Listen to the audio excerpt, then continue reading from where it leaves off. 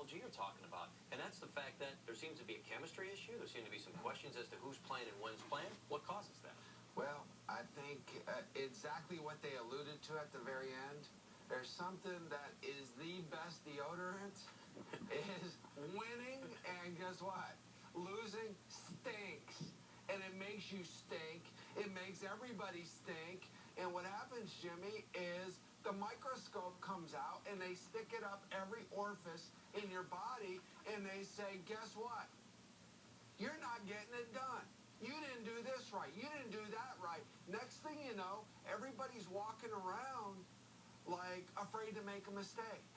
And that's what that disease does. Losing is a disease. All right, well, I'm going to ask you this then, because this is something that you're very popular for saying. You coach the opposite of how you feel.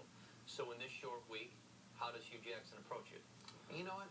I think it's little things. In this way, it's too quick of a turnaround. They've got to get healthy. They got to get ready. They've got to get fresh to play another football game. And guess what? They mentally have got to be tough. So this is where the psychologist comes out. And he's just got to push the pedal down and say, it's time to go, guys. You're sore, you're tired, I don't care. I'm tired too. Guess what? It doesn't matter. You put that pedal to the metal and you go.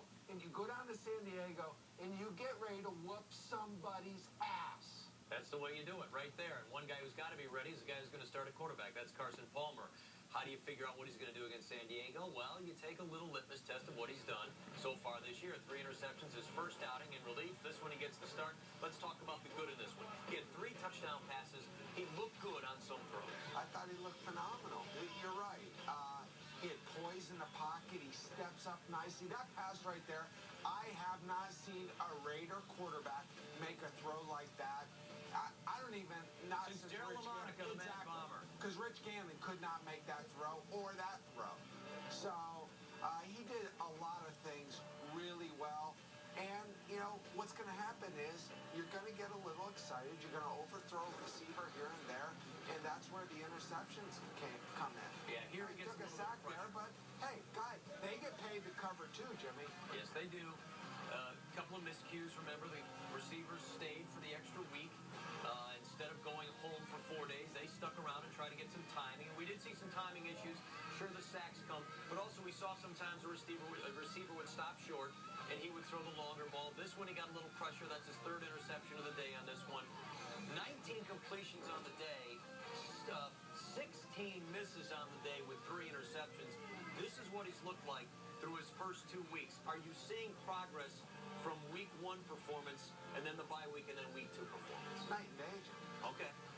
This is a different guy that showed up yesterday on the football field.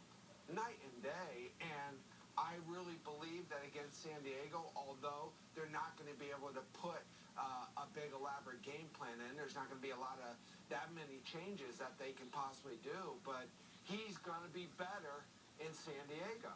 He will be better. And each day, each game, this is going to be night and day offensively what the Raiders are going to be able to do. I'm going to ask you if you think he has command of the field, but first I want to hear from Carson Palmer. Here's what he had to say now that he's had 24 hours to reflect on his performance from Sunday. There was a sequence